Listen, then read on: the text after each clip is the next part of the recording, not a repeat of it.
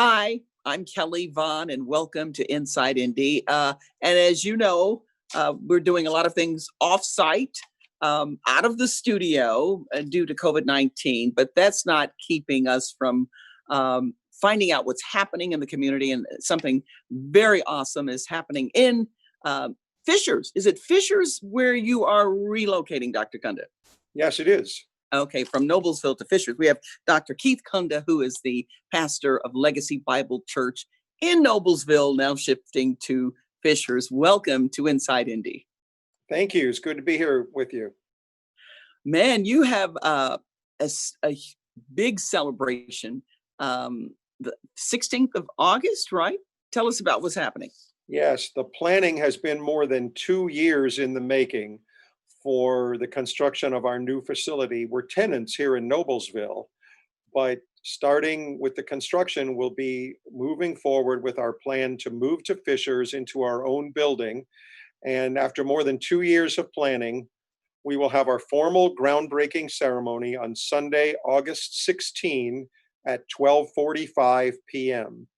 It will be an event for the church to unite around the actual beginning of construction, which we expect to start immediately that following week. Wow, wow, okay. And as you said, we've been talking about this for some time. Why the shift? Noblesville, we love you here. You're just around the corner from WHMB TV 40. We are, but I want to remind you that if you go west from WHMB on Greenfield Avenue, you go a little ways and you come to where we are now. But if you go south from WHMB down Howe Road, which is where we'll be building, you'll also come to us pretty quickly. So we're still going to be very close to you. We looked in Hamilton County at land in a variety of places, and we took our present location on Greenfield Avenue in Noblesville. And we looked at the fact that we have people coming from 5 counties to attend worship at Legacy Bible Church. So we took our current location, we drew a circle around that location with a 5-mile radius. And we knew that we had to stay within that 5-mile radius. We couldn't go too far north, south, east, or west, or we would lose people because they're coming from all different directions. And the opportunity that opened up for us on Howe Road in Fishers provided us with a 5,000 square foot house that's already there. We're going to retrofit that for offices and classrooms, and a total of 17 acres. And then on some of that vacant land, we'll be attaching to the house 15,000 more square feet, which will be our new sanctuary and music offices, and then some other storage things that will be part of that construction, as well as a very nice foyer for people to gather. Sounds beautiful. Sounds beautiful. Wow. Now, tell us a little bit about Legacy Bible Church. And I know you're big on your music ministry. We are. Legacy Bible Church is 5.5 years old, and we began with 3 significant things that we believed had to happen every Sunday morning, and those were going to be part of our identity in Sunday morning worship. One is traditional worship. That's all we do. We don't find fault with people who do worship differently, but we decided that we were going to focus on traditional worship: choir, orchestra, hymns, organ, and so on. The second was going to be in-depth Bible preaching, where I preach through an entire book of the Bible. And then when I'm done, I preach through another book of the Bible. And when I get through all 66 books, I'll retire. And the third thing that we do every Sunday morning, this is temporarily on hiatus because of the pandemic, but we celebrate the Lord's Supper every week. We have not found a way to do that safely with the pandemic, the passing of bread and cup. But once the pandemic has passed, then we'll be able to add that back into our services. And from the beginning, we keep hearing from people who visit, I've had such a difficulty finding a church that has traditional worship and your kind of Bible preaching. I've been looking for it for some time. And that's why we've been able to draw people, as I say, from 5 counties. They come out of 11 different denominational backgrounds in their past. We are not part of any denomination. We're just an independent church. And what we've been able to accomplish with all of this is to build a congregation that loves who we are, that loves each other, that prays together, and that helps each other, and comes together to exalt the Lord Jesus Christ every Sunday. Amen. I love it. I love it. And I tell you, I have seen you in action, especially the orchestra, which is an experience in of itself. And it doesn't matter, you think traditionally a gospel background. I just thoroughly, thoroughly enjoyed the feel of it. I almost feel closer to God for some reason. Well, we believe that great music done well in worship is timeless. And we use the words traditional worship, but another set of words we've used to describe our worship is time-honored worship. And that never goes out of style. My music director, Steve Muir, does an incredible job of Mhm. conducting both the choir and the orchestra. He has his master's degree in music. He spent a lifetime in music education as a conductor.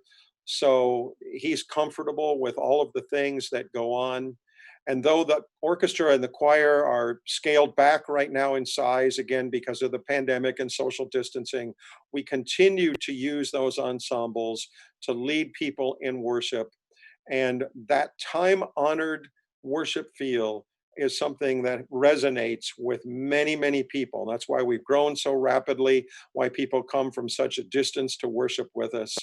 And your experience, you said from visiting us in worship, we hear that kind of comment on a weekly basis from our people, and especially from first-time visitors. Like it sounds angelic or something. And who knows what angels really sound like, right? Well, yeah, So we can I only would say they speculate about sound like that. Legacy Bible. Um, Take us to the beginnings of Legacy Bible. How did you get started? Well, there was a number of us who were part of a church that eliminated their traditional worship service.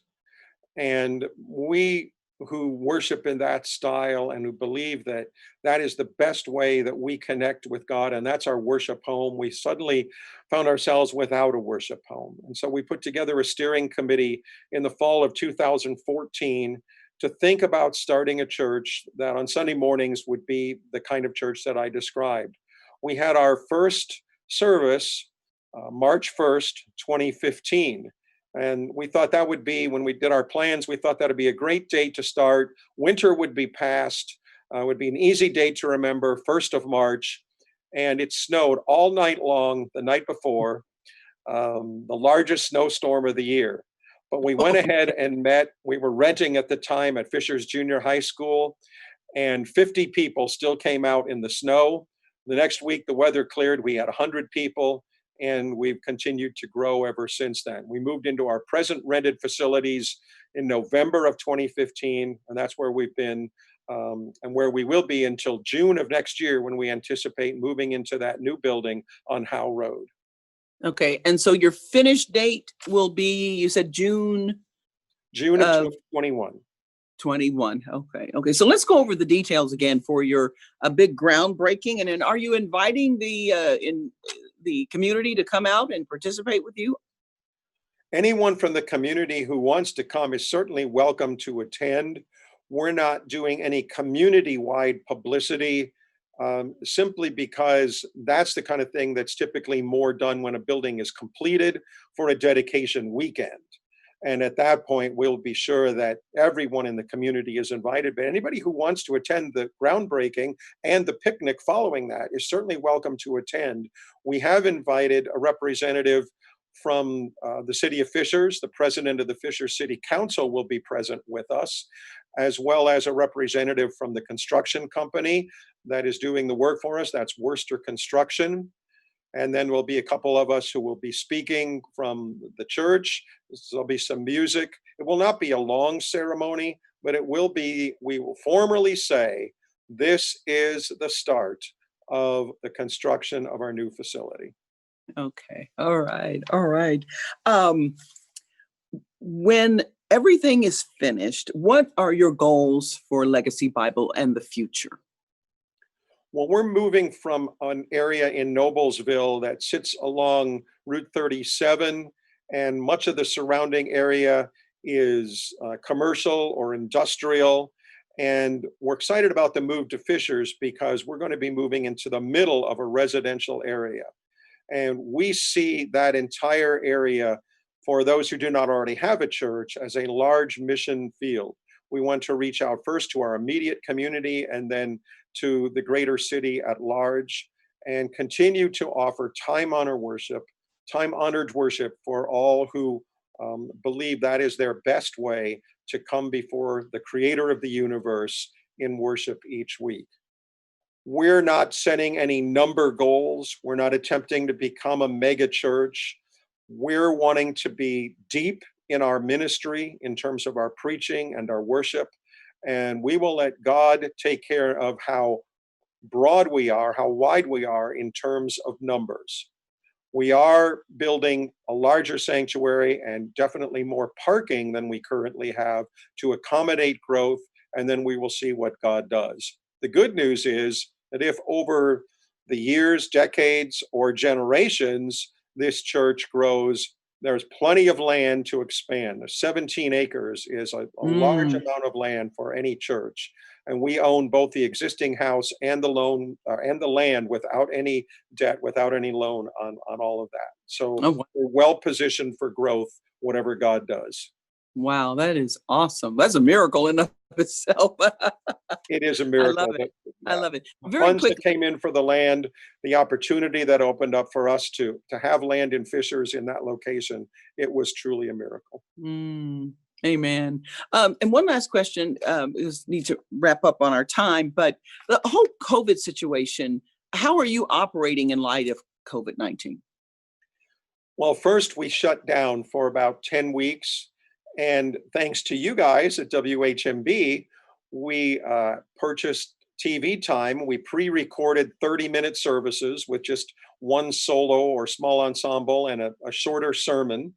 And those were viewed by thousands of people according to your viewership numbers.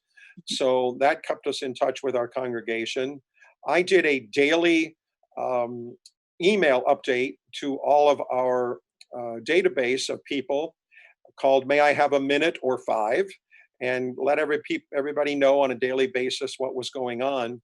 And then the second Sunday in June, we reopened, but things have been much different. Instead of one service, we have two services. That's allowed us to remove over half of our chairs so that there's space for social distancing.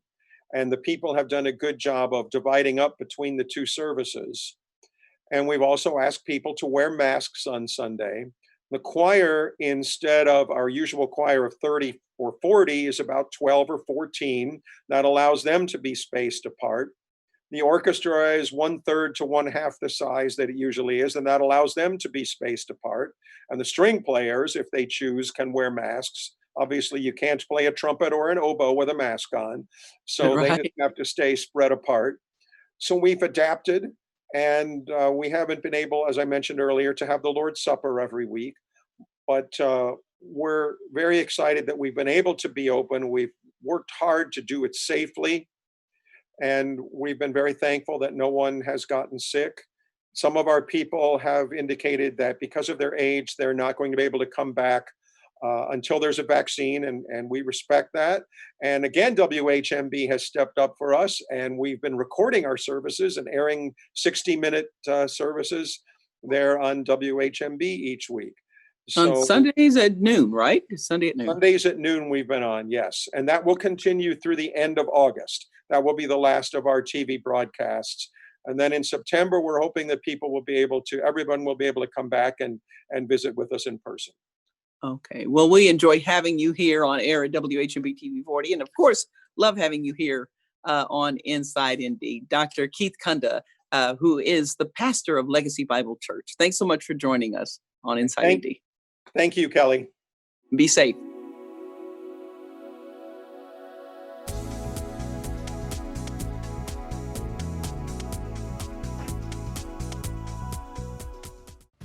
It takes less than 1 minute to find out if you may have prediabetes, and you can do it here. So what are you waiting for? Just go to the site.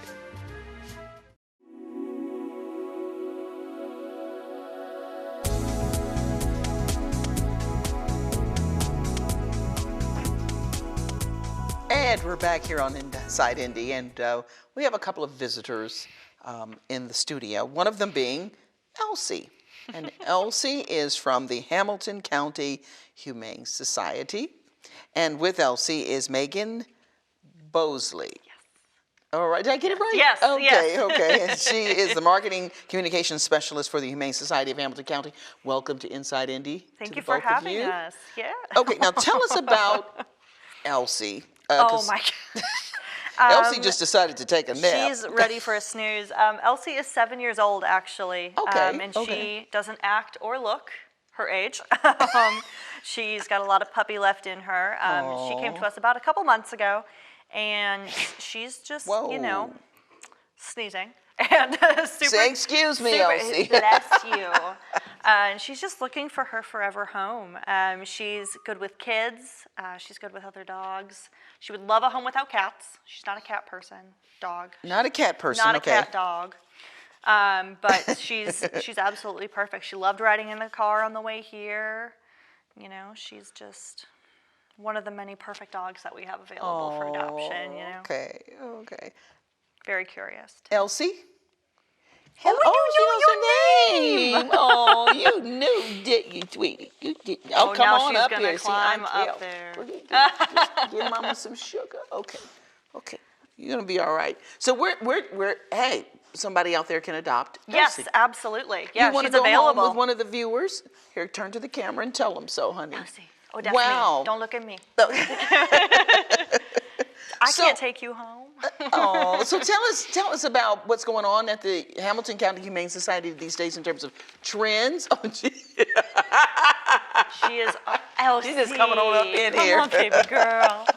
It's probably Oh that my steak I had goodness. earlier. It's Yeah, just oh, kind yeah, of she drawing her knows. in. But She knows. Oh my gosh. so, because years ago, from time to time, I would interview people from, say, the Marion County Humane Sure. Society, and sometimes it's like trends that are going on, like cats are in, which is kind of silly, But so, what's new with the Hamilton County Humane Society? Well, we are full of cats and dogs as always. Okay. We do have a lot more cat adoptions than dog adoptions usually on a given day. Really? Okay. Yeah, and it's just we have more cats. You know, we always have a couple hundred cats in our care. How many? A couple hundred. Really? Yeah. Okay. So right now we're actually doing okay on capacity, but we are most often full. We work with Indianapolis Animal Care Services and humane societies in surrounding counties to pull some of their harder to place animals, dogs and cats with severe medical conditions, behavior concerns.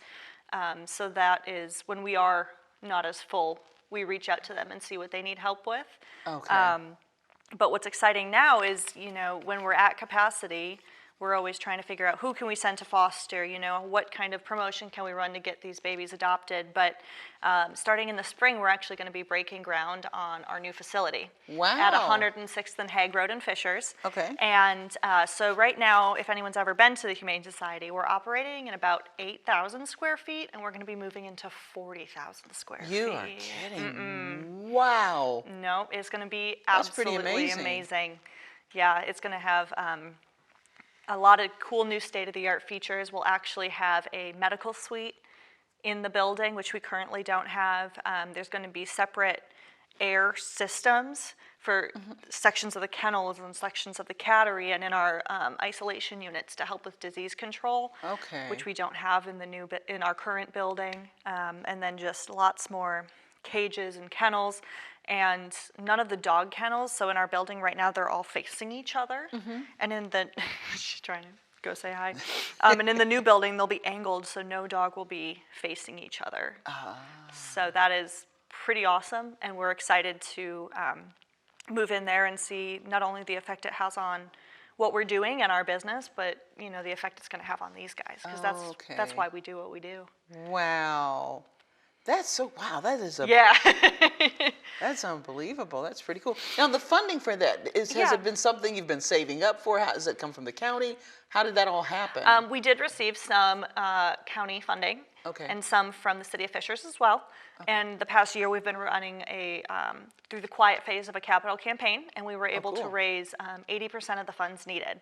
Wow. So now that has gone out to the public. We've reached out to our supporters to help us get the rest of the way. Now, you mentioned earlier, you mentioned being you can be a foster parent? Yes. Now, that totally went over my head.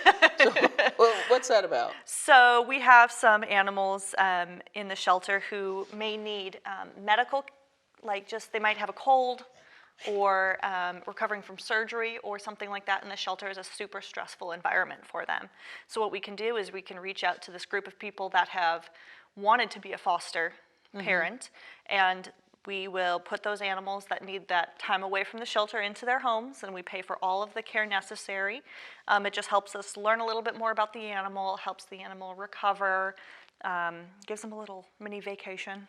Oh, okay. And we do that for dogs and cats. Wow, I had not heard of that. Okay. Yeah, it's an incredible program. I've done it with my second dog, actually. I was a foster failure.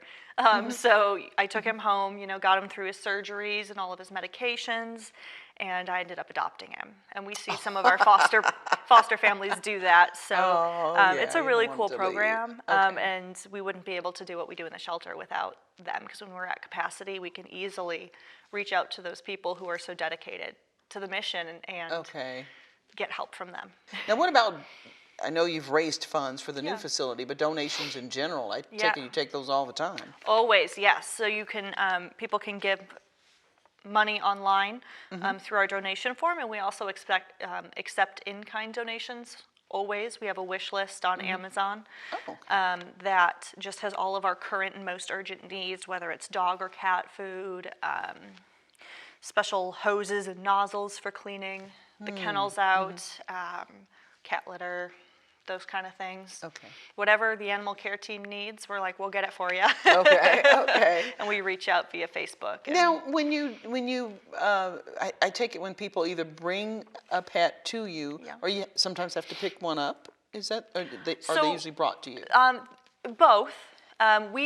The Humane Society, if an animal needs to get picked up, we don't do that. We're actually the holding facility for animal control. Okay. So we work with all of the county and municipal animal control people to house those animals, and they'll end up bringing them to us, most often strays. Okay. And then we do take owner surrenders. So we do that all day. Well, not all day. We do that every day of the year. Okay. As an open admission shelter. So what reasons, or what are some of the reasons that people surrender the animals? It really depends. Sometimes they're unable to care for them. The dog or cat could have significant medical issues, and with some of the funding that we get from donations and things, we're equipped to take care of them and find them a home that might be better able to take care of them. There's a whole bunch of different situations that come up, but what we want people to remember is that the Humane Society, a lot of people think it's like this dark, scary place where animals cower in the corners, and it's not full of light and happiness, and we try so hard to make that not the case. In many situations, a Humane Society is a really good place for an animal to be if they can't be properly cared for. And we never judge, we never, we look at the animal, and we know that we have to take care of it and give it everything we can, and that's how we look at any stray that comes in, any owner surrender. We're just there to serve the community and to be of service. Nice. Well, we love what you do. That's very cool. Very cool. Now, you mentioned, I don't know if that was off the air, we were talking about spaying and neutering. Sure. And so you provide those services, or you help us get access to those services? So any animal that gets adopted from the Humane Society will come spay or neutered. Okay. And then next door to us is the low-cost spay-neuter clinic. And they're a separate entity from us, but we do a lot of work with them getting our animals spayed and neutered. Gotcha. Okay. So now, you have any thing coming up for the rest of this year or into the summer? Any fundraisers, walks? Do you guys do any big events? So we have Wine Wags and Whiskers, which is a wine. Wine Wags and Whiskers. Get out. That's cute. It's an event we hold at the Embassy Suites in Noblesville, and it's a wine tasting. And there's some really cool things that are going to happen with it this year that involve other alcoholic beverages, not just wine. Okay, So we're okay. very excited for that to happen, and that's going to be May 15th Okay. on that Friday at the Embassy Suites. And then Woofstock is always held in October. Oh, that's Another fun event. funny. We've done a couple different formats of it the past couple years, but we're actually moving it up to August this year, so Okay. everyone needs to stay tuned for that. And then in November, we always host our Tinsel and Tails Oh, I Holiday love it. Pet-tacular. Tinsel and tails. And it's our big holiday gala of the year. It's a big fundraising Oh, event, nice. seated Okay. dinner, all of that, dressed to the nines. You know, it's Okay. all the staff comes. It's a really fun event. Nice, nice. Okay, so good fun and for a good cause. Yes. So, okay, well, we'll put it out there again before we wrap up. This is Elsie, and tell folks again about Elsie and how they can adopt her. Yes, absolutely. Elsie is a 7-year-old bundle of cuteness. She's very calm and she likes to just chill out. She's looking for a home without cats, but she's good with other dogs and kids. And if anyone's interested in adopting her, or they're looking for another different dog or a cat, they're all available on our website at hamiltonhumane.com. Or if you come into the shelter, our team of cattery and kennel staff can help people, you know, kind of matchmake and find the perfect animal for their needs. Okay. Okay, very good. Well, hey, Elsie. Elsie. Oh, Hey. what's up, girl? God bless you, okay? She's like, girl, you woke me up. She's like, all right. Well, Megan, we appreciate you coming in. Thank you so much for having and us. sharing Yes, Elsie thank with us. you. And we hope someone calls in and Yes, adopts hope her. And the so. information's on the screen, and we appreciate you, both of you coming by. Thanks for thank joining you. us Thank you. on Inside Indy. And thank you for joining us on Inside Indy. I'm Kelly Vaughn. We'll see you next time. Bye-bye.